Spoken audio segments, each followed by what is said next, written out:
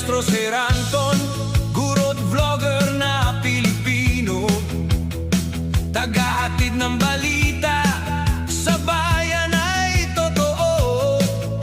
Mga benepisyo ng guro, kanyang tinatalakay. Sa video natin ngayon mga ka-maestro ay pag-usapan pa rin natin itong tungkol sa 15K across the board salary increase. Ayan, so medyo nalungkot lang tayo mga ka-maestro kasi may nakita tayong isang post ng sa News 5. Ayan, sa News 5 na feature po doon itong ating gagawing pagkilos, yung ating pong rally sa April 24 na kung saan syempre ang pinaka pinupush talaga natin doon sa pangunguna po yan ng Teachers Dignity Coalition ni Sir Benjo Basas is yung 15K across the board salary increase. Ayan, para po yan sa lahat ng mga DepEd personnel.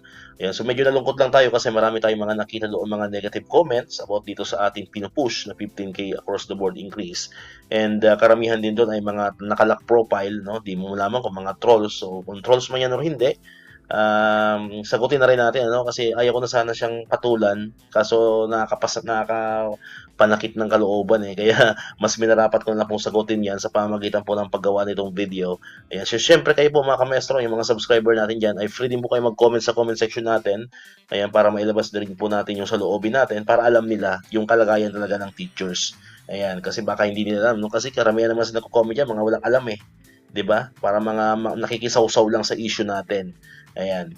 So, unahin po natin to, tinakpan ko na yung mga pangalan nila, for Data Privacy Act. Ayan. So, ito, si Miss C8, sabi niya, actually, mas mataas sweldo ng teacher kaysa sa mga taga-call center. Hilig-hilig kasi mag-loan, kuha kotse, kuha bahay ng hindi kaya. Tapos sasabihin, lubog sa utang, maliit sweldo. Ayan. For your information, kung sino ka man dyan na nag-comment, po mga ka-maestro, hindi naman lahat ng teachers ay may kotse, di ba? At hindi naman lahat ng may kotse ay baon sa utang. So, depende po yung kotse, po mga ka-maestro. And kung magkaroon man ng kotse ang teacher, karapatan niya naman yon, di ba? And then itong bahay, syempre yung bahay po ay necessity natin yan. So, bakit ka pa nagtatrabaho kung hindi ka magkakaroon ng sariling bahay? Di ba? Hindi luho ang bahay, po. Ito, hindi ko magamit ng isip to Next. Ito, next comment natin kay Mr. Key E naman. Ayan. So, karamihan naman sa nalubog sa utang ng teachers ay luho. Sa luho din lang ang pera. Hoy. Hindi sa luho din lang ang pera. Po, marami akong kakilala ng mga teachers na wala namang luho. Simple ang pamumuhay. Pero lubog pa rin sa utang. Bakit lubog sa utang? Dahil marami mga pinag-aaral, marami mga tinutulungan ng pamilya. Ayan. So, yun po yung mga reason. So, iba-iba po tayo ng pinagdaraanan sa buhay. Hindi po lahat luho ang dahilan. Po? Next, ito, kay Miss Me. Ayan, not all, my mother was a teacher pero retired na. Maraming teachers nakikisabay sa society standards. Example, kuha ng mga sasakyan, events doon, events dito, party doon, party dito, tapos palaging nagpapaparlor. O, masama naman magpaparlor ang teacher. Siyempre, kailangan mo magpaparlor, para naman, lalo sa mga babae, di ba, sa mga ma'am natin dyan, para naman presentable ka kahit papaano, minsan ka na nga lang magpaparlor. And, for your information sa nag-comment na ito, nagpa-parlor lang ang mga teachers tuwing graduation. Pag walang graduation, hindi naman yan nagpa-parlors, di ba? So hindi naman weekly or everyday nagpa-parlor ang teacher, di ba? So ito kung makapagsabi to, teacher pa naman ang nanay mo, di ba? Hindi ka rin gumagamit ng isip.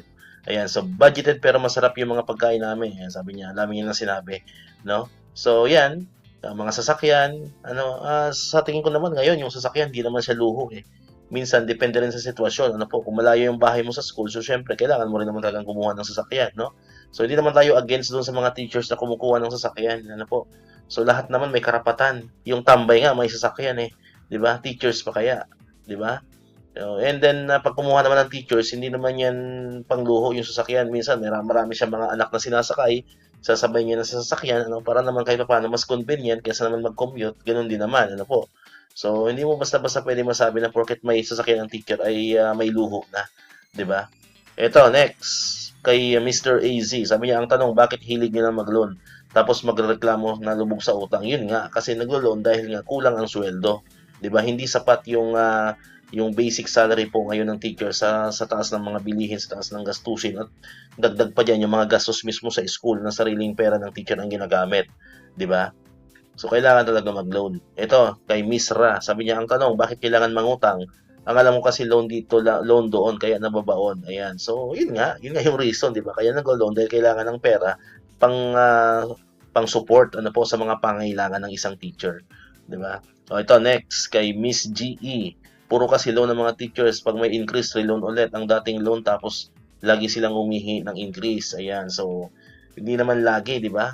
Kasi bakit laging humingi ng increase? Lagi kaming humingi ng increase kasi yung increase namin ay paunti-unti lamang, di ba? Katulad ngayon, yung salary increase kay PBBM, ano po, mga kamaestro, hinati pa sa port trans, no? Pautal-utal pa yung pagdagdag ng ano natin ng sahod.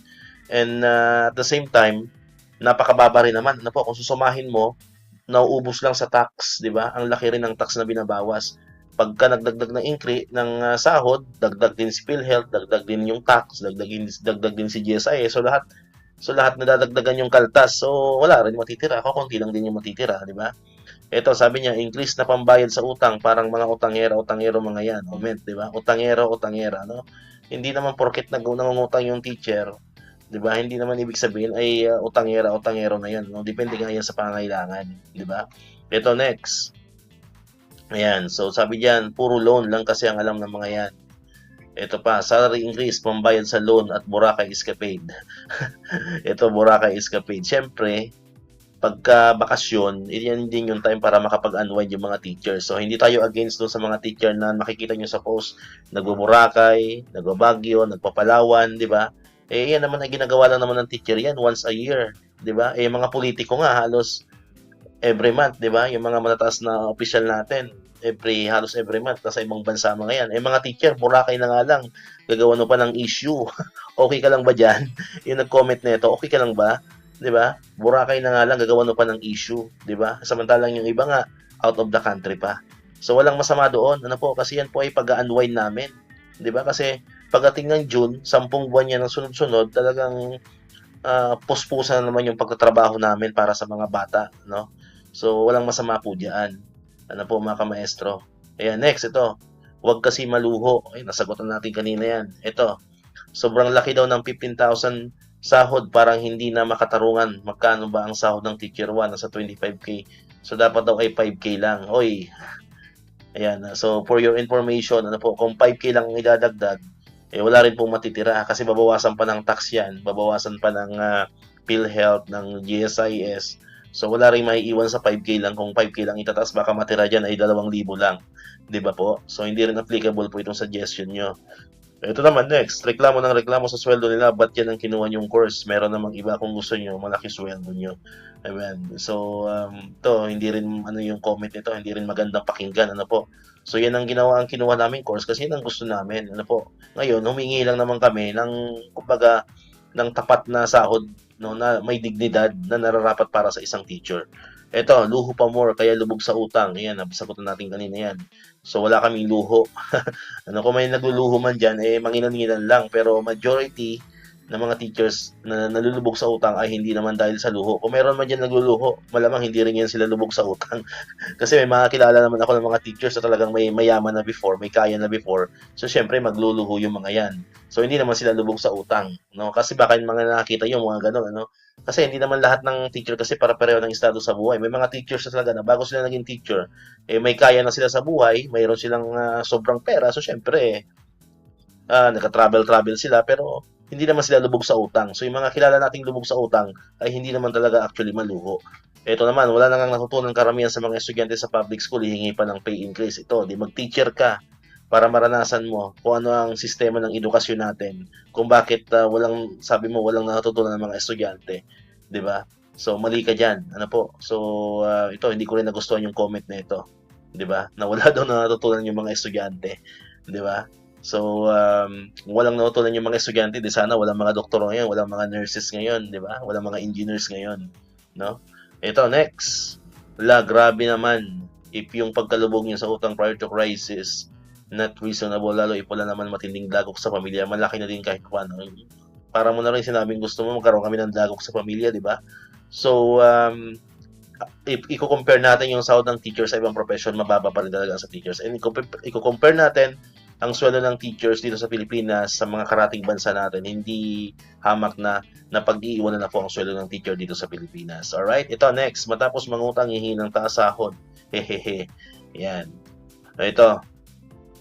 tigilan nyo nakaka-TikTok while working at kaka-order ng parcel na deliver sa school. Sobra na kayo. Ito, iba rin ang comment nito. So, kung nagti-TikTok man yung mga teachers, ano po, after class naman yan. Hindi naman yan during sa oras ng pagtuturo nila nagti-TikTok yung mga yan. And kung may dinideliver man na parcel, siguro sa pangailangan din naman yan sa bahay.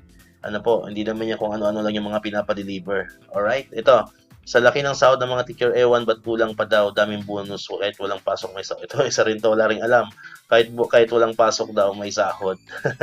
Ayan, so bago ka magsalita ng ganyan, Mr. DE, alamin mo muna kung bakit kami may sahod kahit walang pasok.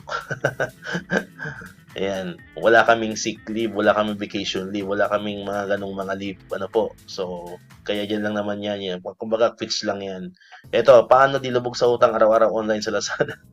Bakit ikaw, sir? Hindi ka ba nagla-Lazada?